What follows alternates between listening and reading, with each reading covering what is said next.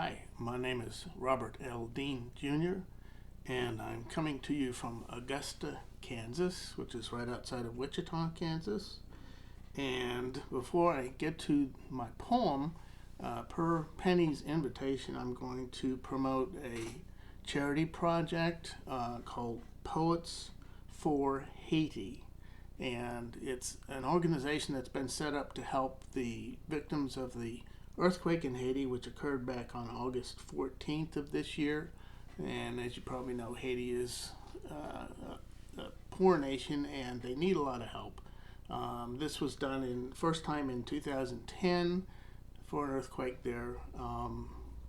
The information can be found at the website poetsforhaiti.com, and that's poets, the number 4, Haiti, HAITI.com,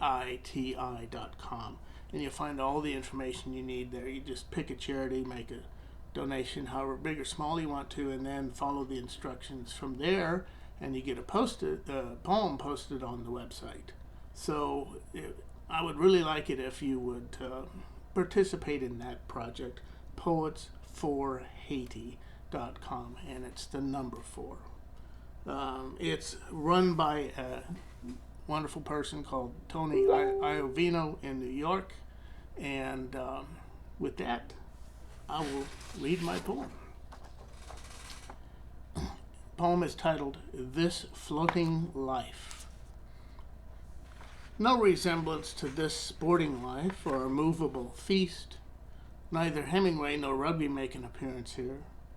More like Shen Fu's record of domestic life, his frowned upon devotion to his not quite beautiful wife Chen Yun, even Li Po's questioning of how much joy is possible.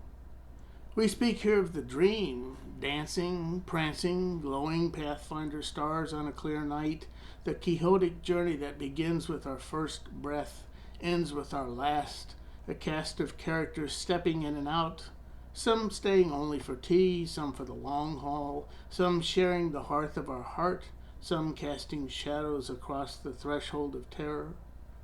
Are we, in fact, allotted unlimited happiness or only a few grains of rice?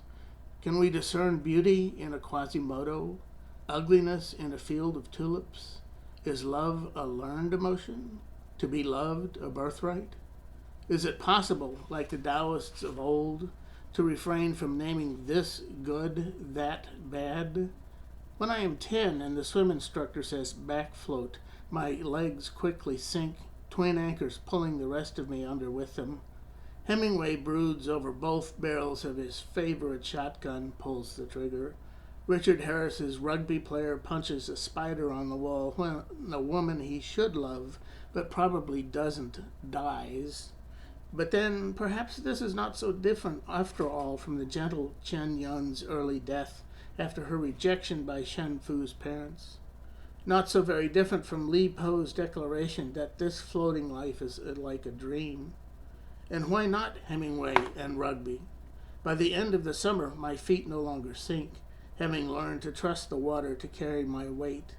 Fear of fear is the worst kind of fear. We are born, we swim, and somewhere along the way, if we're not keeping track of laps, not afraid of the journey, the medium, the Scylla and Charybdis of sorrows, we drift in pools of joy, as much of it as is needed, and perhaps a drop or two more. And that is This Floating Life, and the title, by the way, is taken from Charles Wright's poem, Sinology. Thank you, I hope you enjoyed it, and I hope you are able to help with Poets for Haiti.